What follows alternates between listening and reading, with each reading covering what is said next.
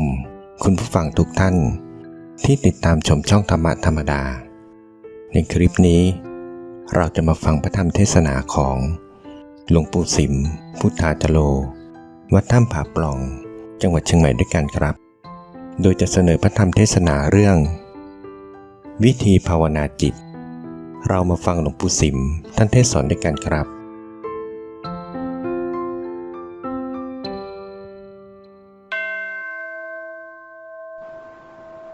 ตัสสะภะคะวะโตอะระหะโตสัมมาสัมพุทธัสสะนะโมตัสสะภะคะวะโตอะระหะโตสัมมาสัมพุทธัสสะนะโมตัสสะภะคะวะโตอะระหะโตสัมมาสัมพุทธัสสะ ขอนอบน้อมแด่พระผู้มีพระภาคอรหันตสัมมาสัมพุทธเจ้าพระองค์นั้นณโอกาสนี้เป็นต้นไปเป็นโอกาสฟังธรรมเป็นโอกาสที่เราท่านทั้งหลายจะได้ปฏิบัติบูชานั่งสมาธิภาวนารวมจิตรวมใจของตนให้เข้ามาภายในบัดนี้เราท่านทั้งหลายได้มาสู่สถานที่วิเวกคือว่าสถานที่ภาวนาได้แก่ถ้ำผาปล่องที่เราท่านทั้งหลายนั่งอยู่นี่เป็นสถานที่ศักดิ์สิทธิ์แห่งหนึ่งในทางพุทธศาสนาเพราะว่าสถานที่นี้เป็นสถานเก่าแก่โบราณไม่ใช่โบสถ์วิหารคนเราสร้างขึ้นมามันเป็นโบสถ์วิหารสร้างขึ้นมาพร้อมกับแผ่นดินแผ่นดินที่มนุษย์โลกเราอยู่อาศัยนี้สร้างขึ้นมาเมื่อใดถ้ำผาปล่องนี้ก็สร้างพร้อมกับแผ่นดิน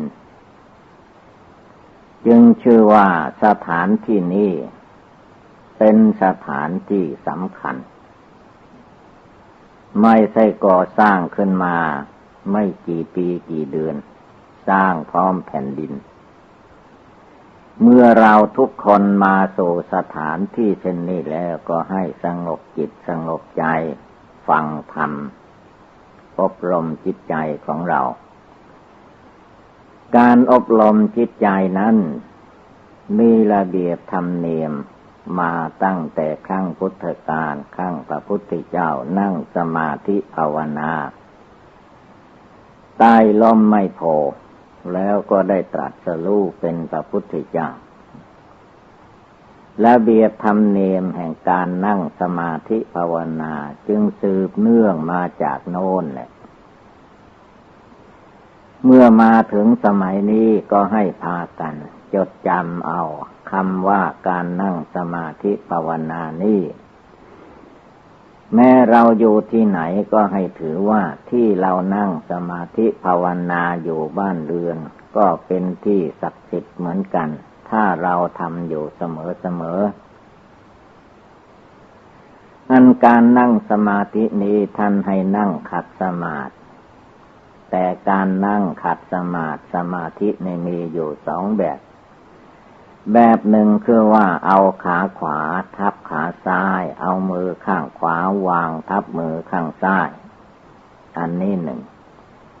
แล้วอีกแบบหนึ่งท่านว่านั่งขัดสมาธิเพชรจะมีหลวงพ่อเพชรหลวงพ่อเชียงแสนนั่งแบบขัดสมาธิเพชรนั้นคือท่านนั่งเอาขาซ้ายขึ้นมาทับขาขวาก่อนแล้วก็เอาขาขวาขึ้นมาทับขาซ้ายส่วนว่ามือนั่นก็มือขวาทับมือซ้ายเหมือนกันอันนี้ก็แบบหนึ่งเรียกว่านั่งขัดสมาธิเพชรทั้งสองประการนี่แหละเราสะดวกอย่างไรก็นั่งแบบนั้น เมื่อเรานั่งเสร็จเรียบร้อยแล้วก็ให้หลับตานึกบริกรรมภาวนาพุทโธ รวมจิตรวมใจเข้ามาภายในการภาวนานี่สำคัญอยู่ที่เราทุกคนรวมเอาจิตใจของตนให้มาสงบระงับตั้งมั่นภายในจิตใจให้ได้ตามธรรมดาใจมนุษย์คนเรานั้นมันมีกิเลสความโกรธมีกิเลสความโลภความอยากได้ไม่มีที่สิ้นสุดมีกิเลสความหลงประจำอยู่ในจิตใจของปุถุชนคนเราเมื่อถึงเวลา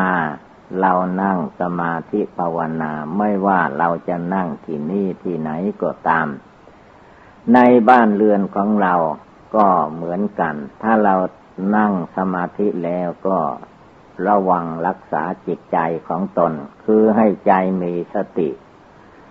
ระลึกอยู่ว่าเวลาที่เรานั่งภาวนานี้เป็นเวลาเข้าได้เข้าเข็มเป็นเวลาตั้งจิตตั้งใจไม่ให้ใจเราคิดฟุ้งซ่านไปภายนอกให้ถือว่าภายในปริมณฑลหนังหุ้มอยู่เป็นที่สุดรอบคือตัวเราท่านทั้งหลายนี่แหละเป็นที่รวมเป็นที่สงบระงับเป็นที่เอาจิตใจมาไว้ในตัวในกายในจิตนี้จึงจะเป็นไปเพื่อความรู้ความเข้าใจเพราะว่ากองทุกข์กองภัยต่างๆมันอยู่ที่ตัวเราไม่ได้อยู่ที่อื่นความเกิดเป็นทุกข์ก็มันทุกข์อยู่ที่กายที่จิตของตัวเรานี่เองความแก่เป็นทุกข์เมื่อแก่ชรามามีความทุกข์จะไปมาทางไหนก็ไม่สะดวกก็คือมันแสดงอยู่ในตัวเราทุกคนความเจ็บไข้ได้ป่วยเป็นทุกข์เมื่ออยู่ดีสบายใจคนเราก็ว่าเราสบายไม่มีโรคภัยไข้เจ็บแต่ว่าร่างกายสังขารนี้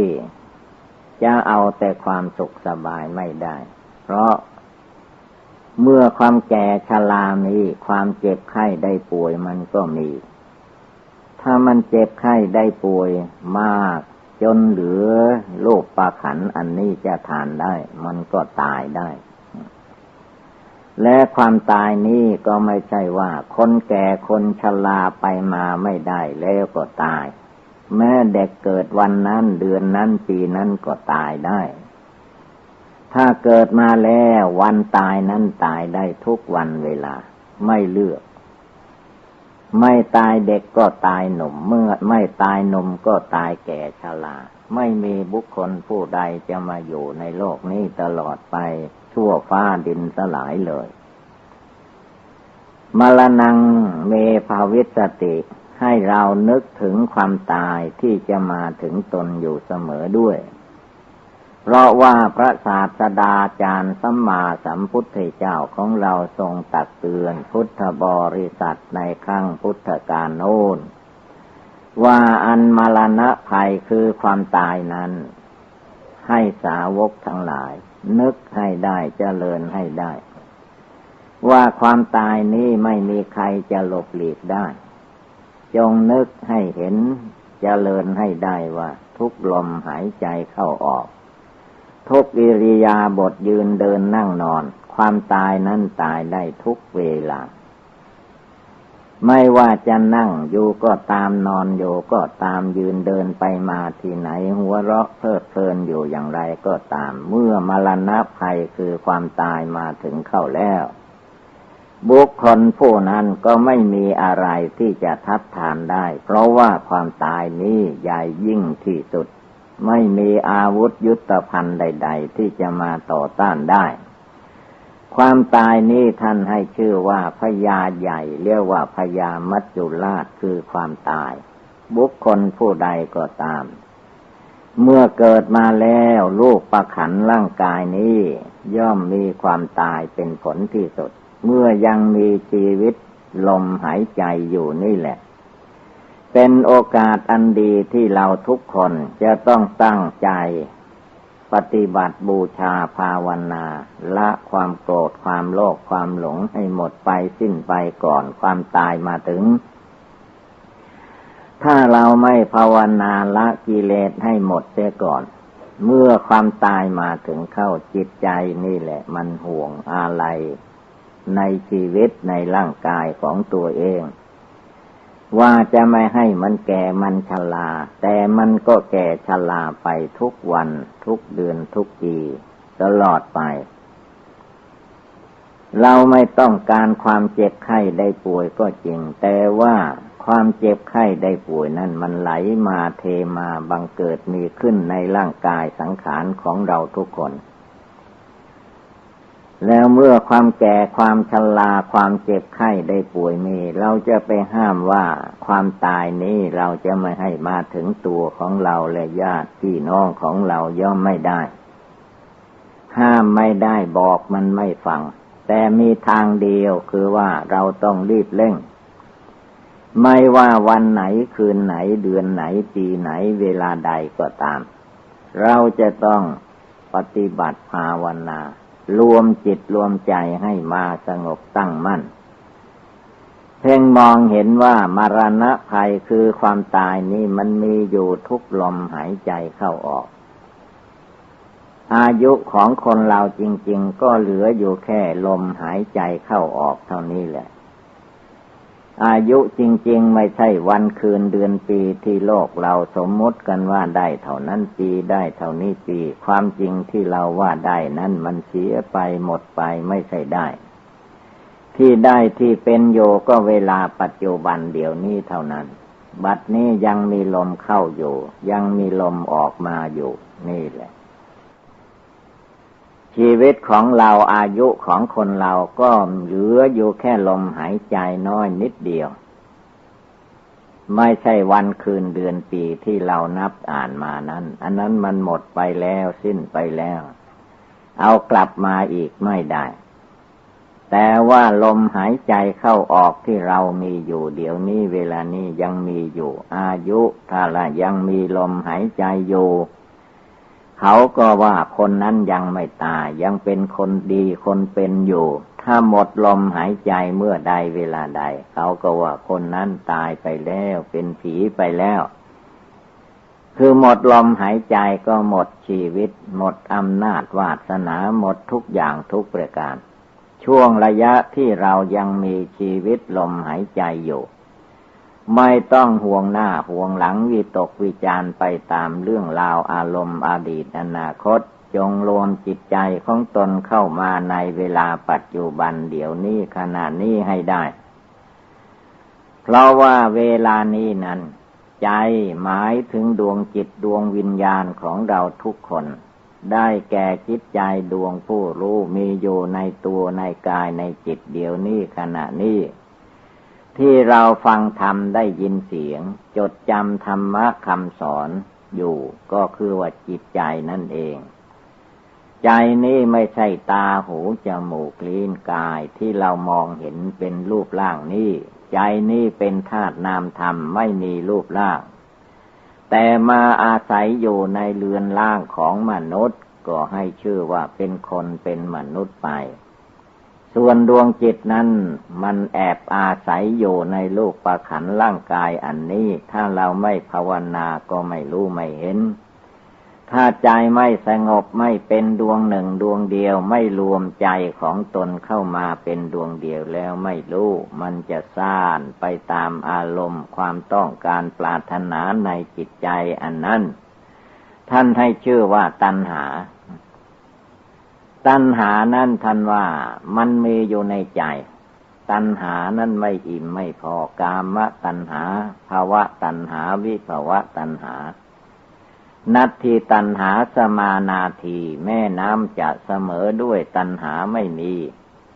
ตัณหาความอยากความดิ้นรนในใจมนุษย์และเทวดาอินทร์พรหมทั้งหลายย่อมมีเป็นธรรมดาอย่างนั้นเมื่อเรารู้ได้เข้าใจว่ากิเลสตัณหาในใจของเราไม่มีที่พอที่พอมันอยู่ที่ไหนที่พออยู่ที่ใจเราสงบได้ใจเราสงบตั้งมั่นเป็นดวงหนึ่งดวงเดียวได้นั่นแหละจึงจะมีที่พอจึงจะมีที่เต็มได้คือให้รวมใจเข้ามาในหลักปัจจุบันขณะนี้เวลานี้เดี๋ยวนี้เวลานี้จิตใจเราอยู่ที่นี่ไม่ได้มีอยู่ที่อื่น จงอย่าไปหาใจของเราในที่อื่นใจคนเรานั้นเราได้ยินเสียงอยู่เดี๋ยวนี้เวลานี้ที่ตรงไหนก็ที่ตรงนั้นแหละใจเราอยู่ที่นี่แหละเพราะว่าใจนี้เป็นธาตุนามธรรมเราจะหมายเอาเป็นสีสันวรรณะเหมือนรูปร่างกายของคนหรือเหมือนเป็นแสงฟืนแสงไฟอะไรไม่ได้ทั้งนั้นเพราะว่าจิตนั้นเป็นธาตุรู้มีความรู้อยู่ในตัวในใจของคนเราทุกๆคนเมื่อผู้ใดมารวมจิตใจดวงนี้ให้เข้ามาอยู่ในเนื้อในตัวแล้ววันไหนเวลาใดก็ภาวนาได้ทุกเวลาเรานั่งอยู่ก็ภาวนาพุทโธได้ยืนอยู่ก็ภาวนาพุทโธได้เดินไปไหนมาไหนก็ภาวนาพุทโธได้เพราะยังมีชีวิตลมหายใจอยู่ถ้าหมดลมหายใจแล้วทำอะไรไม่ได้ทางนั้น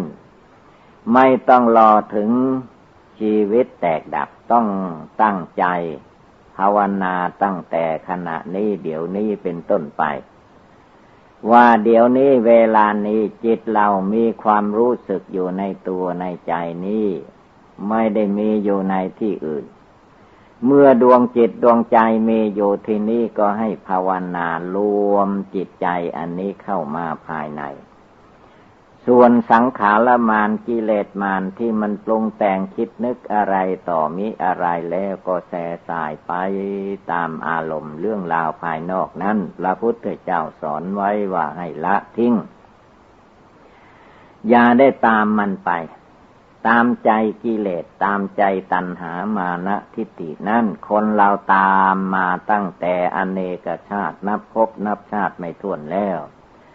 กิเลสตัณหาในใจมันต้องการปรารถนาสิ่งใดเราก็หามาให้แสวงหามาให้มันหามาให้เท่าไรก็ไม่อิ่มไม่พอธรรมดากิเลสในใจมนุษย์คนเหล่านั้นเมืองพอไม่มี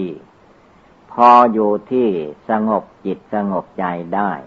เมื่อสงบจิตใจได้ก็พออยู่ที่นี้เท่านั้นเองถ้ามันยังดิ้นรนวุ่นวายกระสับกระส่ายอยู่แล้วไม่มีที่พอเราจะหามาให้เท่าไรมันก็ไม่พอท่านเปรียบอุปมาเหมือนอย่างว่าไ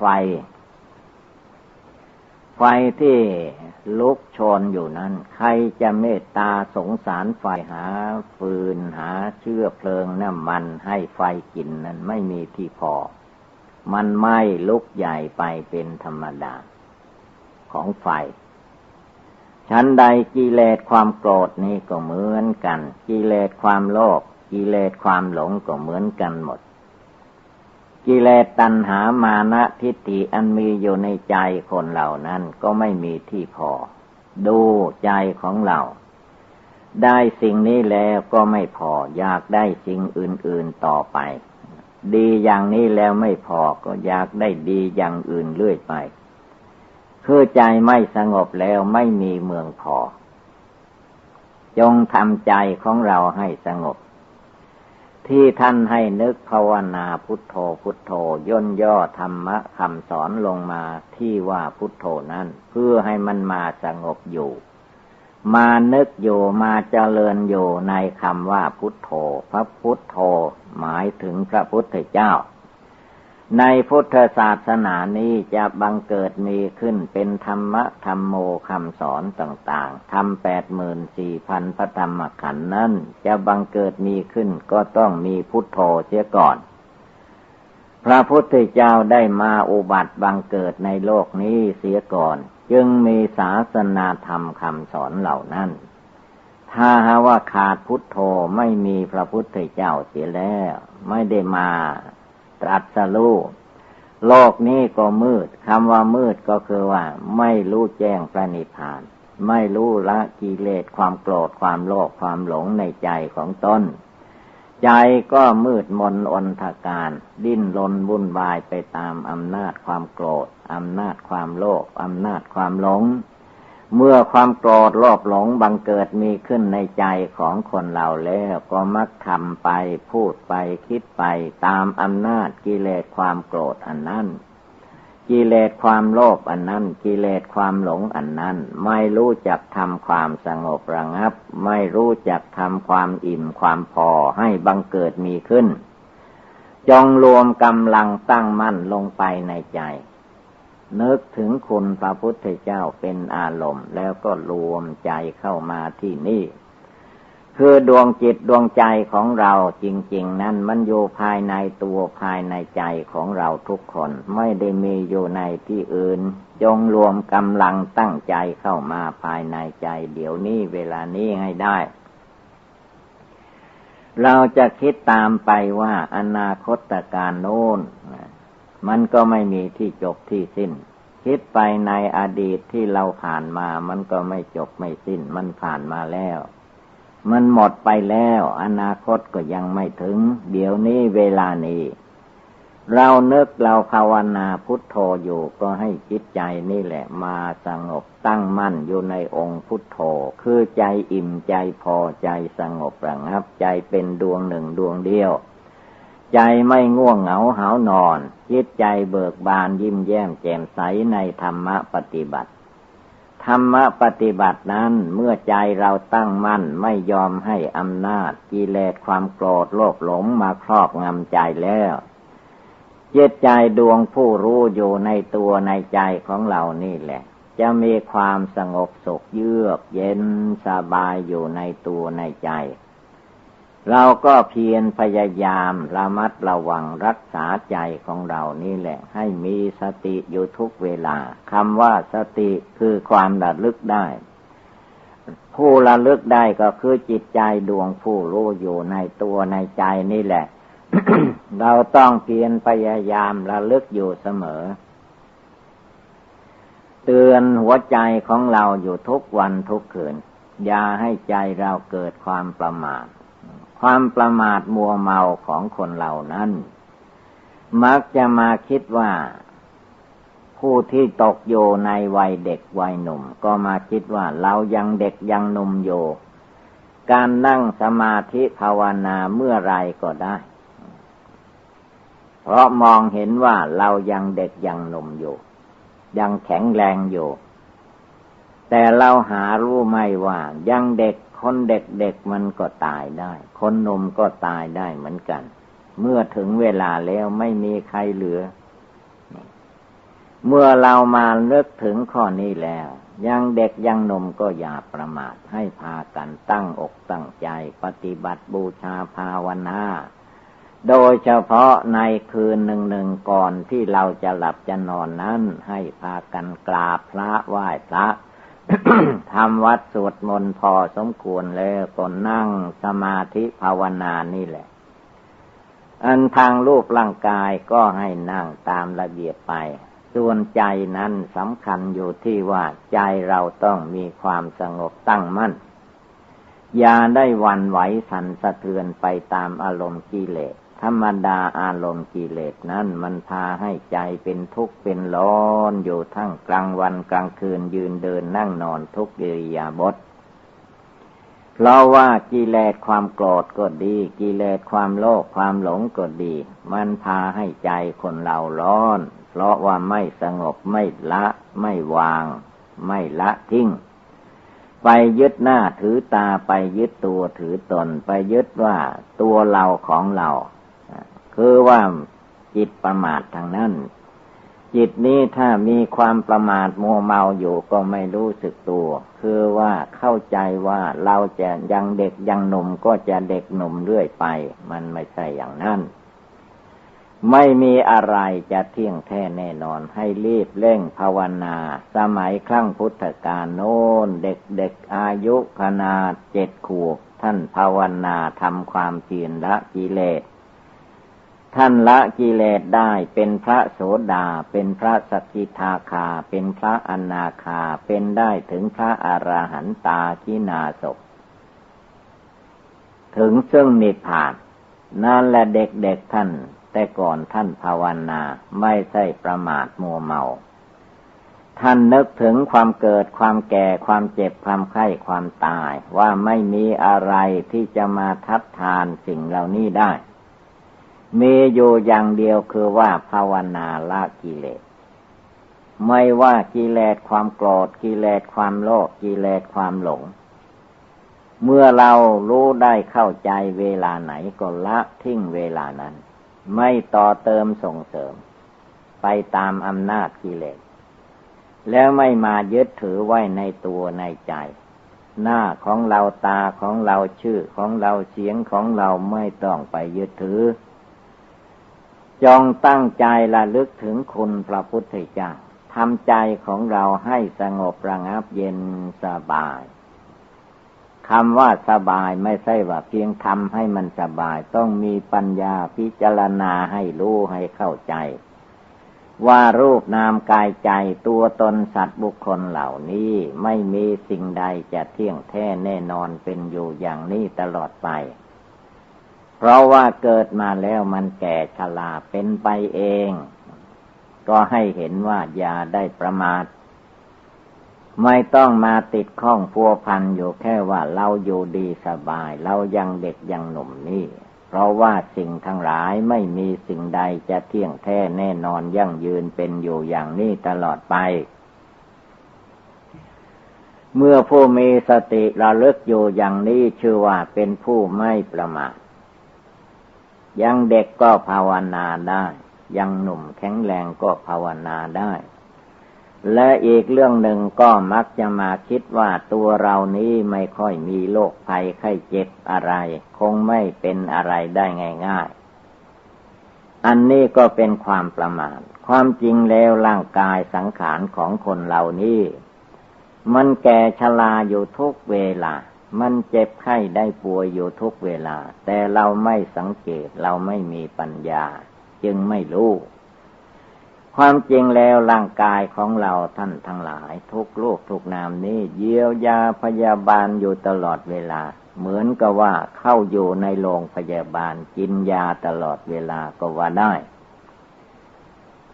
ถ้าหนาวมาเราก็นุ่งห่มผ้าห่มเอาผ้าห่มมาห่มเข้าเพราะอะไรก็เพราะโรคภัยไข้เจ็บมันเกิดมีขึ้นในร่างกายนี่แหละ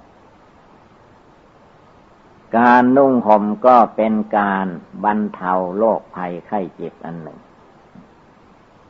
หรือเรามีบ้านเรือนที่อยู่อาศัยก็คือว่าบรรเทาโรคภัยไข้เจ็บนั่นเองมันเป็นโรงพยาบาลน้อยๆนั่นแหละบ้านเรือนของคนเราอยู่กุฏิวิหารที่พระเนนอยู่ก็เป็นโรงพยาบาลย่อยนั่นแหละถ้ามันเป็นเล็กๆน้อยๆก็อยู่ได้เยียวยาด้วยตนเองได้แต่ว่ามันเป็นมากเข้าต้องไปโรงพยาบาลใหญ่ก็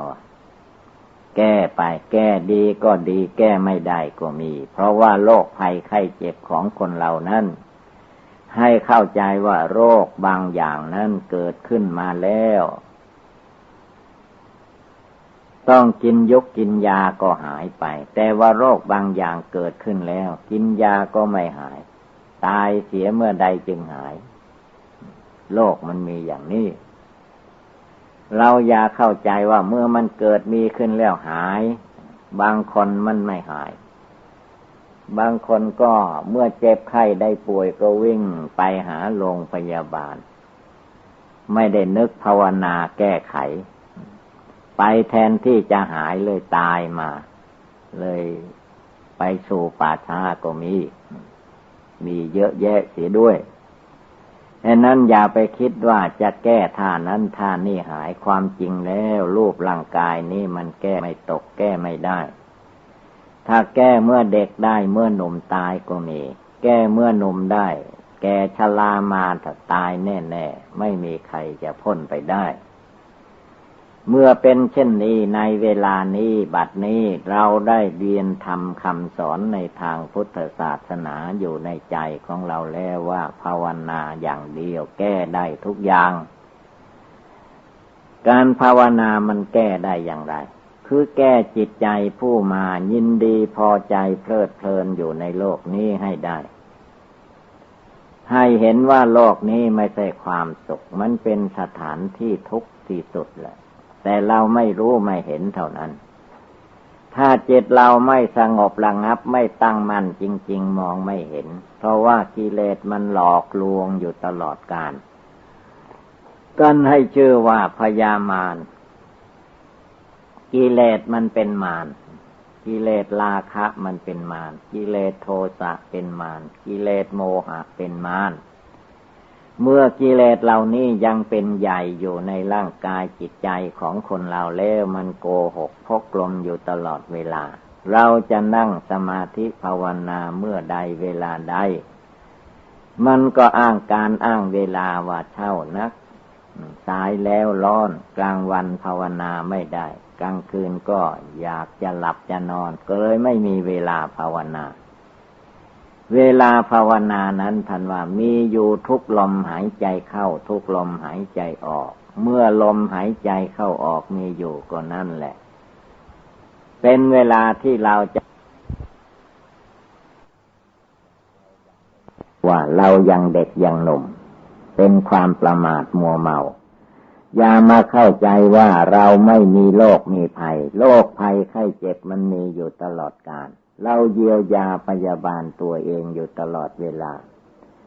แม้จะเยียวยาพยาบาลขนาดไหนก็ตามมันก็ไม่พ้นจากความเจ็บไข้ได้ป่วยแล้วอันมรณะคือความตายนั้นไม่มีใครต้องการปรารถนาแม้จะแก่ชราแล้วก็อยากจะดูต่อไปอันนี้เป็นธรรมดาของกิเลสความอยากของมนุษย์และสัตว์โลกทั้งหลายเราต้องพิจารณาให้เห็นว่าเมื่อถึงเวลาแตกดับทำลายตายนั้นเราจะไปห้ามไม่ใครไม่ได้แม้จะร้องให้น้ำตาไหลมันก็ไม่กลับคืนมาคนเราเมื่อเวลาอยู่ด้วยกันในโลกนี้ก็เข้าใจว่าเราจะไม่ได้พัดพรากจากกันไปความจริงแล้วหลักการของโลกหลักการของธรรมมันแสดงให้เราท่านทั้งหลายเห็นอยู่ว่าเกิดมาแล้วความแก่ความชราความเจ็บไข้ได้ป่วยความตายความพัดพรากจากของรักของชอบใจย่อมมีเป็นธรรมดาถ้าเราไม่เห็นในส่วนตัวเราเองก็ให้ดูบุคคลผู้อื่นที่เขาเกิดมาแล้วเขาแก่เขาเจ็บเขาไข้เขาตายเขาพัดพรากจากกันไปจนถึงร้องไห้น้ำตาไหลก็ไม่กลับมาอีกก็นั่นแหละเมื่อถึงวาระของเราทุกคนก็เหมือนกันอย่าไปนึกว่าข้าไม่รับเอาความแก่ความเจ็บความไข้และความตายไม่ได้เพราะมันมีอยู่ในเนื้อในตัวของเราเองทางที่ดีท่านว่าให้รีบเร่งภาวนาอย่ามีความท้อแท้อ่อนแอในหัวใจอยู่ที่ไหนไปที่ไหนนั่งที่ไหนนอนที่ไหนยืนเดินไปมาที่ไหนก็ให้ตั้งใจเรื่อยไปโดยเฉพาะคือว่าเราไปรถไปลาเหล่านี้แหละก็มีภัยอันตรายอยู่เหมือนกันเราจะเห็นได้ว่าคนบางคนนั้นเมื่อไปรถไปลาไม่ภาวนาพุทโธในใจมัวเพลิดเพลินไปตามอารมณ์กิเลสในเวลาไปนั้นเมื่อใจประมาทมัวเมาธรรมดายานพาหนะที่มนุษย์พาไปมานั้นมีภัยอันตรายรอบด้านใครจะไปเชื่อมันได้ว่าจะให้เป็นไปอย่างนั้นอย่างนี้ไม่ได้ถึงคราวมันจะต้องเป็นแล้วมันต้องเป็นไปทางที่ดีเราต้องรีบภาวนาละกิเลสในใจของเราให้หมดเสียก่อนความโกรธเมื่อเราเลิกมันได้ละมันได้เมื่ออารมณ์กระทบขึ้นมามันก็ไม่โกรธเรามองเห็นความโกรธว่าไม่ดีเราได้ละทิ้งเสียแล้วมันก็ไม่โกรธมันก็เฉยๆได้ความโลภความอยากได้ต่างๆนานาก็คือว่าจิตมันยึดมั่นถือมั่นในร่างกายสังขารตัวตนอันนี้สำคัญว่าเป็นตัวเราของเราเป็นตัวข้าของข้าเป็นตัวกูของกูแล้วหาได้รู้ไว้ว่าเราบอกได้ว่าฟังไหมเวลาเป็นเด็กให้อยู่เป็นเด็กตลอดไปมันได้ที่ไหนเด็กมันก็กลายมาเป็นหนุ่มหนุ่มมันก็กลายมาเป็นกลางคนกลางคนมันก็กลายไปเป็นคนแก่คนชราเมื่อถึงวัยแก่วัยชราแล้วไม่มีทางไปแหละมันเหมือนไม้ใกล้ฝั่งจำเป็นต้องโค่นหักลงมาฉ ฉันใดคนแก่คนชราก็ฉันนั้นแล้วจงรีบเร่งภาวนาทุกลมหายใจเข้าออกภาวนาพุทโธในใจทำอย่างไรกำหนดอย่างไรพิจารณาอย่างไรใจเราจึงจะสงบระงับตั้งมั่นเป็นสมาธิภาวนาทำอย่างไรใจของเราจะมีทานบารมีมีศีลบารมีมีเนกขัมมะบารมีในจิตในใจของเราต้องรีบเร่งไม่ต้องไปรอคนนั้นรอคนนี้รอไม่ได้ตัวใครตัวมันการปฏิบัติบูชาภาวนารอกันไม่ได้บุญบารมีของใครบำเพ็ญมาอย่างไรเราก็รีบบำเพ็ญต่อไปให้มันเร่งรีบไปถึงซึ่งนิพพานเพราะว่าตราบใดที่ยังไม่ถึงนิพพานก็ต้องมาเป็นทุกข์เป็นร้อนอย่างนี้แหละพระนิพพานนั้นมันก็ไม่ใช่อยู่อื่นไกลที่ไหนก็มีอยู่ในจิตในใจในกายวาจาจิตตัวเราทุกคนนั่นแหละพระนิพพานนั้นมันอยู่ในใจสวรรค์อยู่ในอกนรกอยู่ในใจพระนิพพานก็อยู่ในใจนี่แหละแต่ถ้าเราไม่ละกิเลสออกไปมันกิเลสนี่แหละมันหุ้มไว้กิเลสความโกรธมันห่อหุ้มไว้กิเลสความโลภมันห่อหุ้มไว้กิเลสความหลงห่อหุ้มไว้ห่อกายวาจาจิตของคนเราให้มีความลุ่มหลงติดข้องพัวพันอยู่อันนี้กิเลสมันพอกมันมูลปิดบังไว้เมื่อถึงเวลาเราภาวนาทุกลมหายใจเข้าออกนี่แหละเราจะต้องชำระล้างกายล้างวาจาล้างจิตล้างใจของเราให้บริสุทธิ์ผ่องใสได้แก่การรักษาศีลห้าศีลแปดเจริญสมาธิภาวนาหลักของศีลห้านั้นให้พากันจำให้มั่นแล้วก็ปฏิบัติให้ได้หลักศีลห้าประการนั้นท่านให้เว้นจากฆ่าคนฆ่าสัตว์ไม่ว่าสัตว์เล็กสัตว์น้อยสัตว์ใหญ่อะไรก็ให้พากันละเว้นเพราะว่ามันเป็นกรรมเป็นเวรไม่มีที่สิ้นสุดเราต้องคิดถึงตัวเราเองว่าคนอื่นมาฆ่ามาทำร้ายเราพอใจไหมเราอยากจะให้เขาฆ่าเขาฟันเขาทำให้ตายไหมไม่มีใครอยากตาย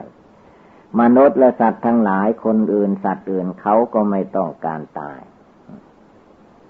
ฉะนั้นการเว้นจากฆ่าสัตว์เว้นจากลักทรัพย์เว้นจากประพฤติผิดในกามเว้นจากกล่าวมุสาวาทเว้นจากดื่มกินสุราเมลัยอันนี้เป็นบุญเป็นกุศลใครเลิกได้ละได้ปล่อยวางได้ก็จิตใจสบายไม่มีเวรไม่มีภัยในที่ทั้งปวงไปที่ไหนโยที่ไหนคนมีศีลห้าประการแล้วมนุษย์ทั้งหลายเขาก็ไว้เนื้อเชื่อใจว่าคนนี้เป็นคนมีศีลมีสัตว์เป็นคนทำคุณงามความดีจิตใจไม่โมโหโทโสจิตใจดีงามดังนั้นการรักษาศีลนี่แหละก็เป็นธรรมอันสำคัญที่เราทุกคนจะต้องรักษาเมื่อเรามีศีลสมาธิปัญญาก็บังเกิดมีขึ้นได้ถ้าเป็นคนทุศีลทำแต่สิ่งที่ไม่ดีผิดหลักของศีลจะต้องมีความเศร้าใจมีความทุกข์ใจมีความเล่าร้อนอยู่ในตัวในใจนั้นฉะนั้นเมื่อเรายังไม่มีศีลก็ให้ตั้งอกตั้งใจรักษาศีลห้าในใจของเราในตัวของเรากายวาจาของเราให้ได้ต่อไปแล้วการนึกถึงคุณพระพุทธเจ้าเป็นอารมณ์พระพุทโธธัมโมสังโฆนี่แหละเพราะว่าในหลักพุทธศาสนานี้พระรัตนตรัยคือพระพุทธเจ้าพระธรรมพระสงฆ์ทั้งสามหลักนี่แหละน้อมเข้ามาก็พุทโธอันเดียวก็ธัมโมสังโฆก็อยู่นั่นแหละเมื่อเรานึกอยู่เจริญอยู่ที่ไหนไปที่ไหนก็ตามจะนั่งจะนอนจะยืนจะเดินไปไหนมาไหนก็พุทโธธัมโมสังโฆในใจของเราพุทโธพุทโธในใจให้จิตใจของเราตั้งมั่นสงบระงับเย็นสบายอยู่ที่ไหนก็สบายถ้าหาว่าพุทโธอยู่ในตัวในใจพุทโธอยู่ณภายในผู้ใดระลึกถึงคุณพระพุทธเจ้าอยู่ผู้นั้นแหละท่านว่าเป็นคนมีความสุขมีความสบาย ไม่ต้องไปหาความสุขสบายที่อื่นความสุขสบายที่อื่นนั้นสู้ความสุขสบายที่ภาวนาพุทโธไม่ได้พุทโธพระพุทธเจ้าพระพุทธเจ้าอยู่ที่ไหนใจเราก็ให้อยู่ในคุณพระพุทธเจ้านั้นคุณของพระพุทธเจ้าย่อมปกปักรักษาจิตใจของเราก็ได้ถ้าเรานึกถึงคุณพระพุทธเจ้าคุณของพระพุทธเจ้าก็เข้ามาสู่จิตใจของเราเวลาเราจะโกรธให้ใครก็ให้นึกถึงพุทโธเสียก่อนหรือว่าเสียงอะไรที่มันกระแทกแดกดันมาก็ให้นึกภาวนาพุทโธอยู่ในใจสิ่งที่ไม่ดีนั้นจะหายไปกลายเป็นความดีขึ้นมาคือใจเราไม่โกรธใจเราไม่โลภใจเราไม่หลงได้เมื่อใดเวลาใดนั่นแหละมันเป็นความสุขภายในแต่ว่าความสุขภายในนี่คนเรามองไม่ค่อยเห็นผู้ใดภาวนาพุทโธในใจจนรวมจิตรวมใจให้สงบตั้งมั่นจริงๆก็รู้ได้โดยตนเองยังไปหารู้ที่อื่นไม่ได้มารู้ที่ตัวมารู้ที่กายที่วาจาที่เราพูดอยู่ที่ใจที่เราคิดภาวนาอยู่นี่แหละถ้าเราทุกคนไม่ว่าอยู่ที่นี่อยู่ที่ไหนก็ตามสถานที่ภายนอกไม่สำคัญเท่าไรนักสิ่งสำคัญก็คือว่าสถานที่ภายในตัวเราขาสองแขนสองอยู่ที่ไหนจิตใจคลองล่างอยู่ที่ไหนก็ให้รวมกำลังลงไปที่นั่นให้ถือว่าเวลาปัจจุบันที่เราภาวนาอยู่สงบกายอยู่สงบวาจาอยู่สงบจิตใจอยู่นั่นแหละพระธรรมวินัยสัทธศาสนาคำสอนของพระพุทธเจ้าอยู่ที่ใจของเราอยู่ที่ตัวเราทุกคนนั่นเองแต่ว่าคนเราไม่มีสติระลึกอยู่เมื่ออารมณ์เรื่องราวภายนอกกระทบเข้ามาแล้วก็มักจะให้จิตใจเราดิ้นรนวุ่นวายกระสับกระส่ายไปจนหาความสุขความสบายในจิตใจของตนไม่ได้มีแต่ความเร่าร้อนอยู่ในใจนั่นแหละคือว่าใจไม่ภาวนาถ้าใจภาวนาอยู่พุทโธอยู่ในดวงใจหรือว่ารวมใจของตนเข้ามาสงบตั้งมั่นภายในใจแล้วก็จะเลิกละความโกรธความโลภความหลงออกไปได้เพราะว่าสิ่งทั้งหลายรูปนามกายใจตัวตนสัตว์บุคคลตลอดออกไปจนถึงโลกภายนอกคือผืนแผ่นดินก็ตามท้องฟ้าอากาศคนสัตว์วัตถุธาตุทั้งหลายที่อยู่ในโลกนี้เมื่อเราดูความจริงถ้าใจเราสงบตั้งมั่นก็จะเห็นแจ้งในใจของตัวเองทีเดียวว่าโลกนี้ทั้งหมดมันไม่เที่ยงแท้แน่นอนไม่ว่าเรื่องของคนของสัตว์มันต้องเปลี่ยนแปลงอยู่เสมอดินฟ้าอากาศฟ้าฝนชนทาอะไรก็ตามมันเปลี่ยนแปลงอยู่ตลอดเวลาไม่มีสิ่งใดจะเที่ยงแท้แน่นอนอยู่อย่างนั้นตลอดไปมันแสดงความไม่เที่ยงให้ปรากฏอยู่ทำไมคนเราจึงยืนเดินนั่งนอนเปลี่ยนอยู่ในอิริยาบถทั้งหลายก็เพราะว่าความไม่เที่ยงนั่นเองเพราะว่าความเป็นทุกข์นั่นแหละมันจึงได้ยืนเดินนั่งนอนมันทุกข์มีอยู่ในตัวในกายในจิตของคนเราสิ่งทั้งหลายไม่ใช่ตัวตนของเราการที่เรายึดว่าตัวเราของเราตัวข้าของข้ามันยึดเอาถือเอาต่างหากความจริงสิ่งทั้งหลายไม่ได้เป็นของใครดินเป็นของโลกน้ำเป็นของโลกไฟเป็นของโลกลมเป็นของโลกมีอยู่ในโลกนี้อย่างนี้เรื่อยไปจิตใจของเราผู้รู้ผู้เห็นผู้ฟังธรรมผู้ภาวนาพุทโธอยู่ในตัวในกายในใจเดี๋ยวนี้เวลานี้นี่แหละที่เราจะต้องเอากงนี้รวมจิตรวมใจให้มาสงบตั้งมั่นอยู่ณภายในนี้ถ้าใจมีความสงบตั้งมั่นอยู่ในกายในจิตนี่แหละความสุขสงบเยือกเย็นก็ย่อมบังเกิดมีขึ้นในตัวในใจของคนเรานั่นแหละคำว่าสุขสบายก็คือใจตั้งมั่นในธรรมใจภาวนาพุทโธอยู่ใจเห็นแจ้งในหลักอนิจจังทุกขังอนัตตาอยู่นี่แหละเมื่อใจเห็นแจ้งภายในใจแล้วใจมันก็สงบ ไม่ลุ่มหลงมัวเมาไปภายนอกเรามองเห็นว่าอยู่ที่ไหนไปที่ไหนก็เกิดเหมือนกันแก่เหมือนกันเจ็บเหมือนกันตายเหมือนกันหมดอะไรทั้งหมดที่ไม่ดีเราก็จะได้เพียรละออกไปวางออกไปถอนออกไปยังจิตใจของเราให้มีความชุ่มเย็นเป็นสุขอยู่ในตัวคือคุณพระพุทธเจ้าที่เราลำลึกถึงนี่แหละมีความสุขอยู่ภายในตัวภายในใจของเราทุกคนถ้าเราตั้งจิตเจตนาให้มั่นคงแล้ววันไหนก็ภาวนาได้คืนไหนก็ภาวนาได้เดือนไหนก็ภาวนาได้ปีไหนก็ภาวนาได้จะเป็นฤดูฝนก็ภาวนาได้เป็นฤดูแล้งก็ภาวนาได้เป็นฤดูหนาวก็ภาวนาได้เพราะการภาวนาทำใจให้สงบระงับจนให้รู้แจ้งเห็นจริงในหลักอนิจจังทุกขังอนัตตานั้นไม่มีอะไรมาปิดบังมันเป็นกิเลสในใจของเรานั่นแหละมันปิดเองบังเองของมันไม่ให้เรากำหนดพิจารณาได้จึงจำเป็นต้องลุกขึ้นภาวนาอย่าได้นอนอยู่จงเป็นผู้ตื่นขึ้นคือความแก่ความชรามันบีบบังคับคนเราให้เป็นไปอยู่บังคับบัญชายังไม่แก่มันก็จะบังคับให้แก่เรื่อยไปยังไม่เจ็บไม่ไข้มันก็บังคับให้เจ็บไข้เรื่อยไปยังไม่ตายมันก็จะบังคับให้ตายเรื่อยไป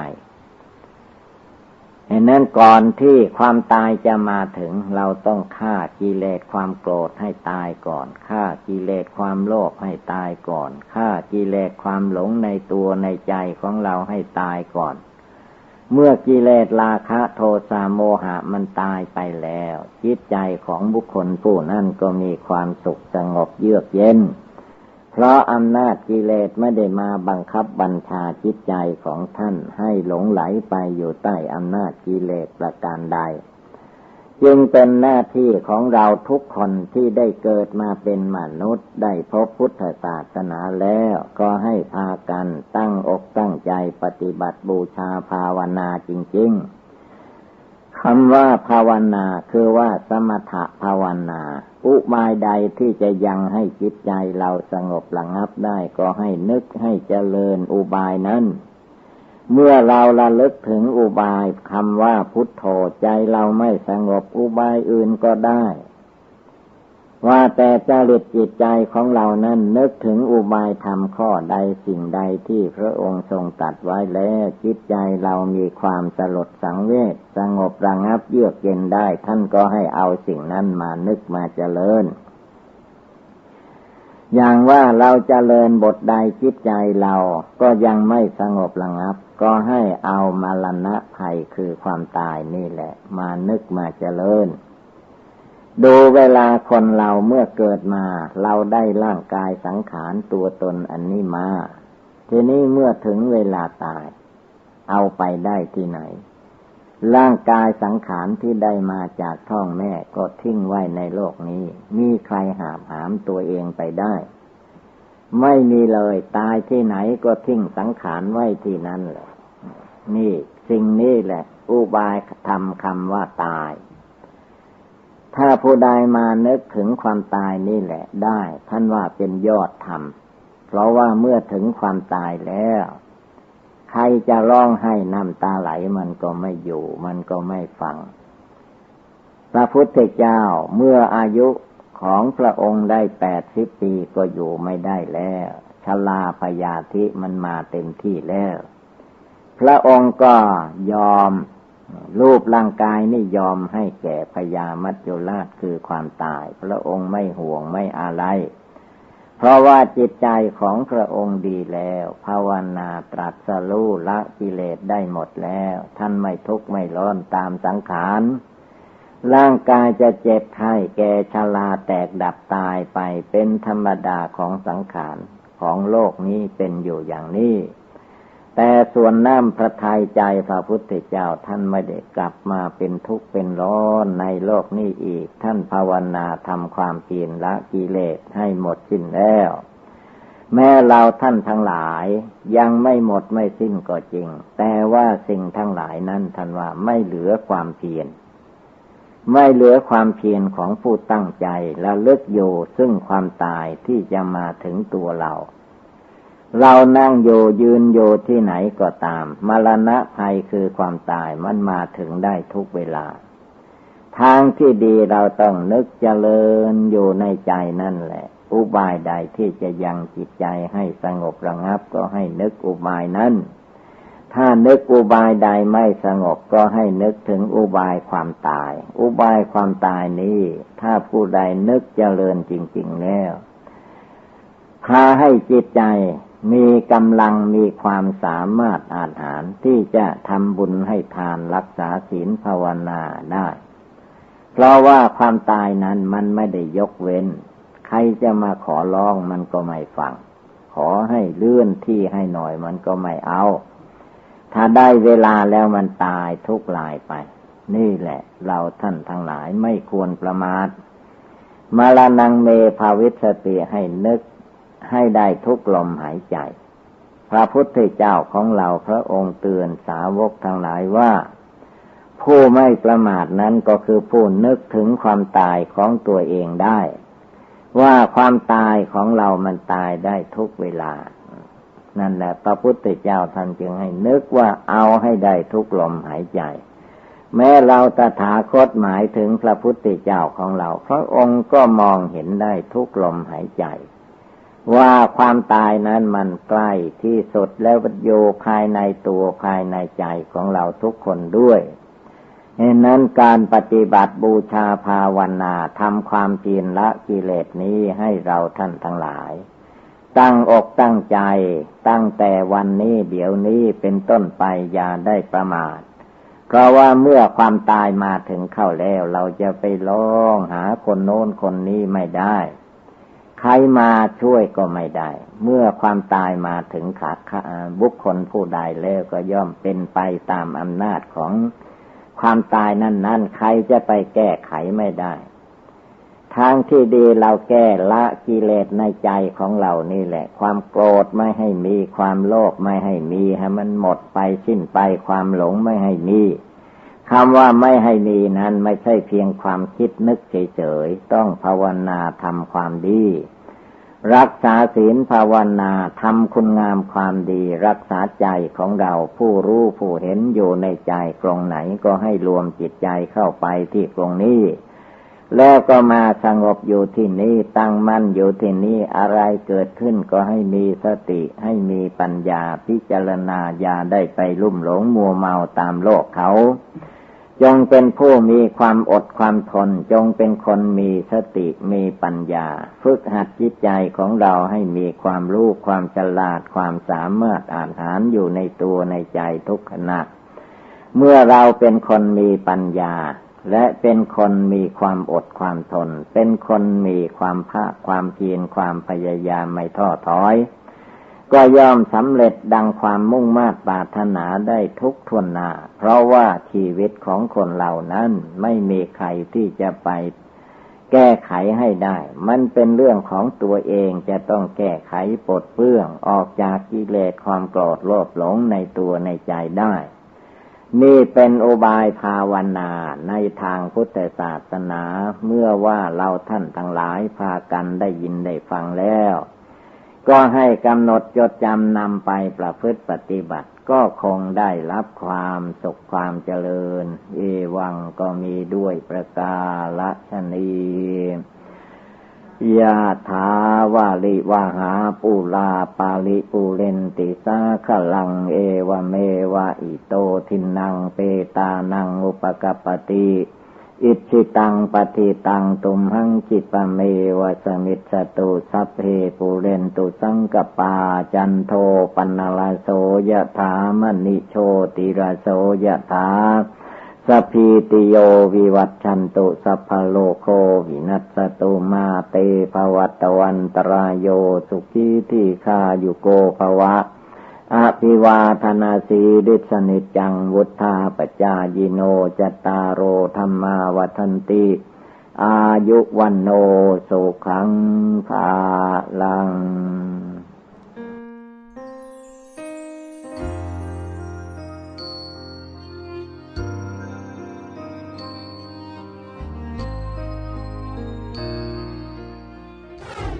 เรื่องของรูปขันธ์มันเป็นของอาศัยอย่าไปตามใจมันนักไม่ว่าจะปรุงแต่งเต็มที่อย่างไรมันก็ต้องแก่ต้องเจ็บต้องตายอยู่นั่นเองจะช้าจะเร็วก็สุดแต่กรรมถ้ามันแปรปรวนก็เยียวยาแก้ไขกันไปตามควรแต่ด้วยความรู้เท่าทันว่ามันถึงที่สุดของมันแล้วมันก็ย่อมแก้ไขไม่ได้ฉะนั้นวิธีจะช่วยไม่ให้เดือดร้อนมากก็โดยฝึกจิตฝึกใจให้กล้าจนรู้จักปล่อยวางได้โอวาทธรรมหลวงปู่สิมพุทธาจโรขอขอบคุณทุกท่านที่ได้สนับสนุนช่อง YouTube ธรรมะธรรมดาด้วยครับทุกครั้งที่ท่านดูอย่าลืมช่วยกันกดไลค์กดแชร์เพื่อเป็นการทำให้คลิปธรรมะของเราได้มีการเผยแพร่ออกไปมากขึ้นและที่สำคัญอย่าลืมกดติดตามช่องธรรมะธรรมดาด้วยนะครับขออนุโมทนาบุญกับทุกท่านที่ร่วมรับฟังด้วยกันครับสาธุ